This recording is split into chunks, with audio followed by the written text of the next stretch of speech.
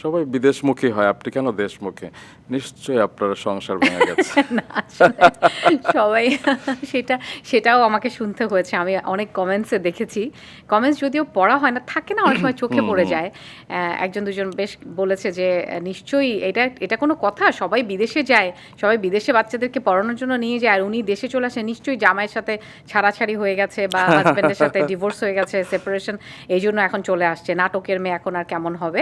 But আমি আসলে এগুলোর কোনো অ্যান্সার দেই না ভাইয়া। অ্যান্সার দেই না কেন? কারণ তার কিছুদিন পরে ওরা দেখে কি যে আমি আমার হাসব্যান্ডের সাথে কোথাও ঘুরতে গেলাম। রাইট। হ্যাঁ, বাচ্চাদের সাথে কোথাও বেড়াতে গেছি। সো তখন তো আসলে ওদের অ্যান্সারটা ওরা পেয়ে যায়।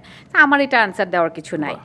আরেকটা যেটা হয় যে যারা বিদেশে যায় এটার রিজনটা হচ্ছে যে আমি এসেছি কারণ আমার তো আসলে যাওয়ার টেনশনটা নাই। যে আমার পেপারস করতে জি, হবে, জি। আমাকে গ্রিন কার্ড আমার যেকোনো মুহূর্তে ঢুকতে হবে দেশে, ওই দেশে। সো ওই টেনশনটা তো আমার নাই। আমার তো যেকোনো সময় আমি চাইলেই যেতে পারি। হুম, হুম, হ্যাঁ, হুম। আমার বাচ্চারাও বর্ন সিটিজেন আমেরিকান, সো ওরা যে চাইলেই যেকোনো সময় যেতে পারে। বাট যারা যায় তাদের তো পেপারসের কথাটা চিন্তা করতে হয় যে ওখানে যাবে, পেপারস রাইট। হবে। সো একেকজনের একেক ধরনের আসলে জীবন দর্শন প্রায়োরিটি থাকে, রয়েছে। হ্যাঁ, রাইট। প্রায়োরিটিস থাকে।